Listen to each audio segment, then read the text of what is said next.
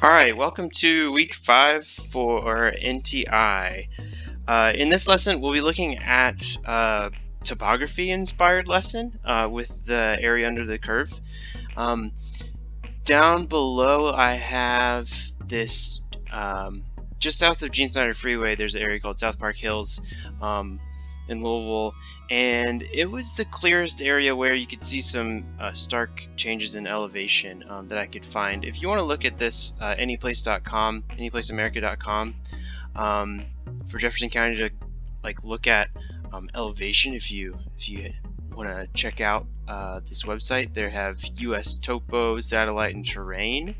They also have the United States surveying, I guess, team or group has portioned everything into quadrants.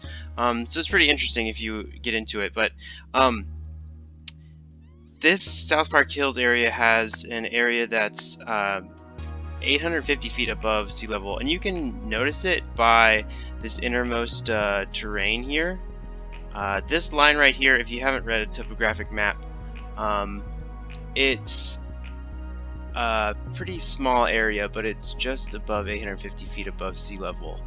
And you can see the other rings that are parallel to it are going to be also 850 feet above sea level. So there's a little peaks here, and then it scales down by 50 feet each time. So this is pretty difficult to map something like this with a function. So we're going to simplify this process a little bit, and I've created some functions myself. And so I've made this lovely drawing of what looks like a beach type area with a forest in there. So we're going to be given, and you're going to have a worksheet that gives you functions for the layout. So up here, those are the I guess layout functions, and tells you where they occur. So at 0 and 50, and then you have some questions over here, and all this will appear in a worksheet, but you'll answer on quizzes. So you'll get all of these things. The first question asks us to determine what percentage of land is above 50 feet above sea level. So that would constitute the green region. So what percentage of land would be the green region, and then yellow and blue and so on. So this will be color coded on the PDF. You're welcome to print it off, but make sure you follow the labels. I've labeled it here like 50 feet and 0 feet lines down below so that you can notice that. And really all these problems is just setup of these integrals. The first one, we are looking at a square area, and that square area has 100 blocks in it, 10 by 10. So if we can figure out how many units are within this green area, we would have to take the full area and subtract this yellow and blue shape from it. So what we'll actually do is we'll take the 50-foot line and subtract that from this line at y equals 10. So from 0 to 10, I want to start with a y height of 10 and subtract my 50-foot line. So my 3 radical x dx. And this will give us the area of the green section because I'm subtracting out everything under the 50-foot line. I don't care about this 0-foot line for my topography markings. I only care about the 50-foot line. So I'll go ahead and integrate that.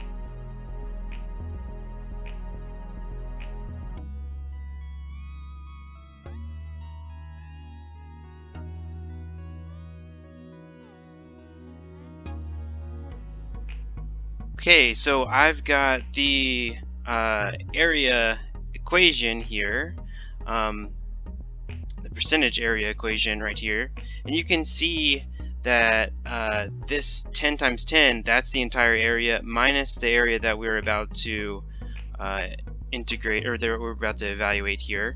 So I've got 100 minus 2 times 10 cubes 1,000, and then square root of 1,000 would be 10 root 10. So I'll just put that in my calculator and get an answer for you. Alright, there we go. So I've calculated that integral to be 36.754 units squared. I used my calculator, and because it's out of 100 units, I know that that's 36.8% of my total area. So we're going to want to stay out of that zone with the bear in it. Shouldn't be too bad. We have good 63.2% of the land to hang out in. Okay, so the next example, oh, by the way, the other areas aren't too bad to get, and you'll see us do a middle example next, but this bottom area is much easier than the top area because you're just taking the integral under the curve, under this cubic function, which, by the way, I'm going to set up so it's not so confusing. This function for number 3 can be integrated from 0 to 10, and instead of leaving the coefficient, which you see up here, as negative 1 over 100 inside the integral, I'm going to leave that outside and then multiply that in later. So throughout the entire integral process, I can leave that out until the very end, until I start evaluating. So only do I need to put negative 1 over 100 into this evaluation step until the very end. I only need to do that until the very end. So I can leave it out of all these integral calculations just because it's a big fraction that I don't want to worry about. So we would actually integrate x cubed minus 15x squared and subtract them, and then we multiply in negative 1 over 100 to our answer. And you'll be able to tell that your answer is off just by the given area. It looks to be close to a third, maybe less than a third than the given green area, because the green area looks to be pretty large. Okay, so we'll move on. And when you come visit, for the sake of closure on that, this week we can do that problem. So this last example is a little bit trickier because we've got 4 functions that we're dealing with. You can see up here the 50-foot line has 2 functions in it, and the 0-foot line has 2 functions in it as well. So we want to be careful with what we're integrating. And you notice I portioned them out, so each of these is stacked on top of each other, and you'll see this format as well. So we're going to do the middle section, this yellow beachy area between 0 to 50 feet elevation. So we're going to do number 5 here. And to do that, I need to first integrate this portion with the flamingo in it first, and then I'll add that to the portion without the flamingo in it.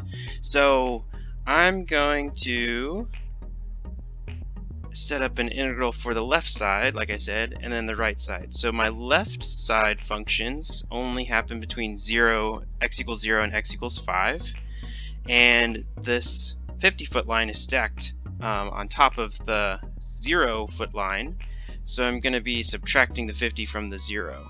So I'll take negative 1/2 x plus 8, and I'll subtract the entire function, so I'll use parentheses, negative x plus 6.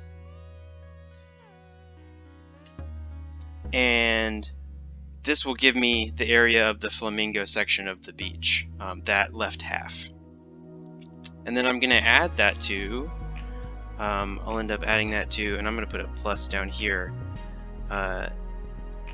from 5 to 10, of the right side functions. So I've got the 1/2 x plus 3 50-foot line minus my x minus 4 dx, and this will be the area of that yellow section. I cannot combine these integrals because their bounds are different, so I have to do two separate integrals here, and you will too on at least one of the examples on the page this week. So I'll integrate these two and then get back with you. Alright, so I have the answer, and it took about 3 minutes to write all this out. I did a lot of it by hand, but I did use a calculator to double check. So let's see, these two integrals I split up and I rewrote them in this step, and then I started to evaluate them, and I evaluated at 5. I didn't write 0 because 0 times any number is going to be 0. And then this second integral was a little bit tougher because I had to evaluate at 10, which is this step, and then I had to evaluate at 5 and subtract that value from the 10, from evaluating at 10. And then I had to combine everything. So in the end, I get 32.5% of the area. So we have a nice, lovely beach on this plot of land. It takes up a good bit of it. So this is going to be the work this week. Please look out for communication, and I do expect to see some of you all that haven't seen on Google Meet. It would just be nice to see you. The next couple weeks will be AP weeks after this one, and you'll see an assignment that's spread out over those 2 weeks instead of one assignment a week. So look forward to seeing you all and talking to you this week. Later.